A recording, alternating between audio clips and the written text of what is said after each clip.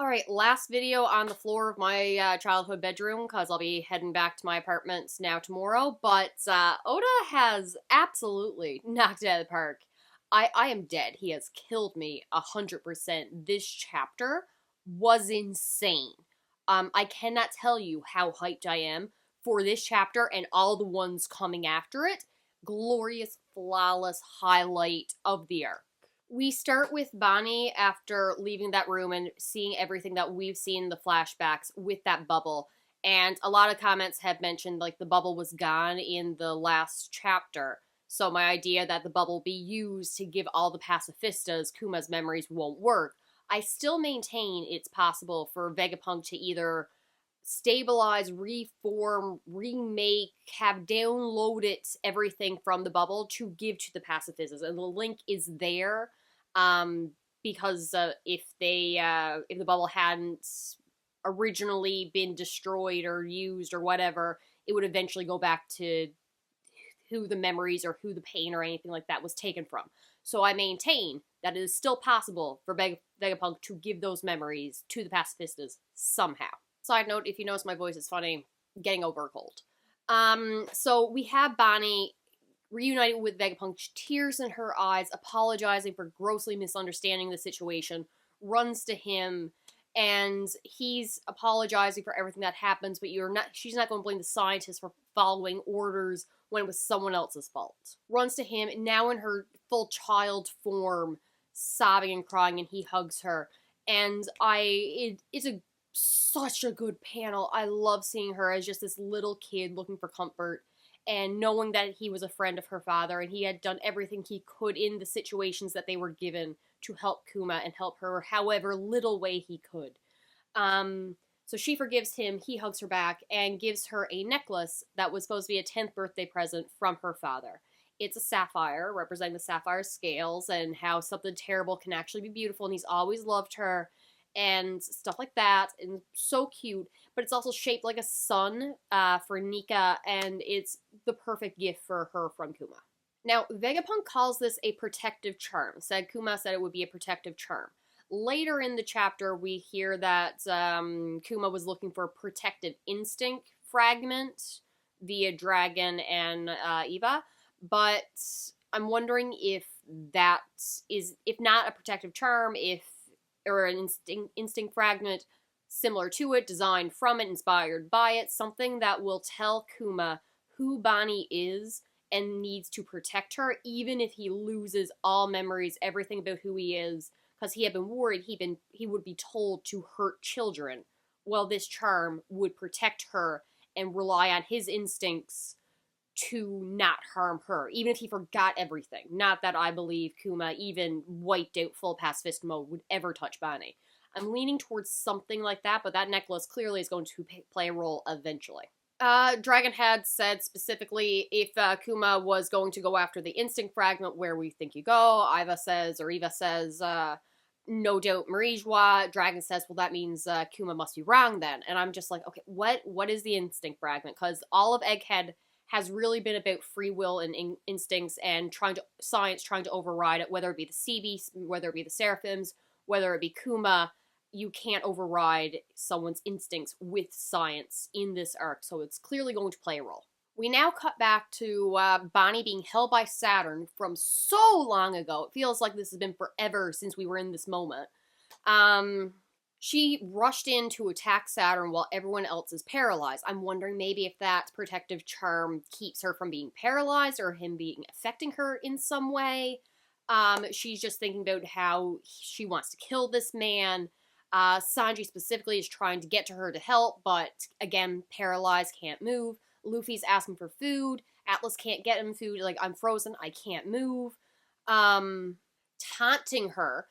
Saturn says your father is dead. That makes her angry and uses distorted future on him, to which Saturn recognizes and says, of course, she's his daughter. Of course, she'll know about Nika. I'm like, excuse you? So, distorted future definitely has relevance to Nika, as he says, let me get the semi-relevant words that were said. The white form of Nika from Straw Hat doesn't seem to have connected to her internally yet. So what the hell does that mean? Does Bonnie's power have something to do with Nika? I'm saying yes, because in my crazy tinfoil hat theory that I did not think would ever happen, I had said, hey, maybe Bonnie's power isn't from a devil fruit, it's something she was born with, and therefore she can inherit Kuma's devil fruit later on, because I was just looking for any kind of excuse for her to have her father's devil fruit. It turns out I might not be crazy, because it wasn't that she was born with it, she was experimented on. I assume in utero, maybe they found her as a baby on the island, they snuck up into her home and gave it to her, but whatever, an extract of a devil fruit was given to her to give these powers. Through Saturn's manipulation, he reveals he is the one who gave her this ability. So they were experimenting for something. And a devil fruit's power is given through first bites, not extract drinking, so I'm going with it's possible for her to get her father's devil fruit. What's he say about that? Okay, so Saturn says the experiment technically was successful, but was an unnecessary fruit as the user is able to transform however they want regarding the foreseeable future. However, its abilities are severely decreased when one's knowledge about the future differs from reality. I'm really thinking that the government was, or at least Saturn specifically, was trying to make a distorted future where they had their own Nika. They had their own control of the sun god, and it'd be under their command and obedient to them. And that's what they were trying to do with creating this devil fruit, but they realized it doesn't work for whatever reason.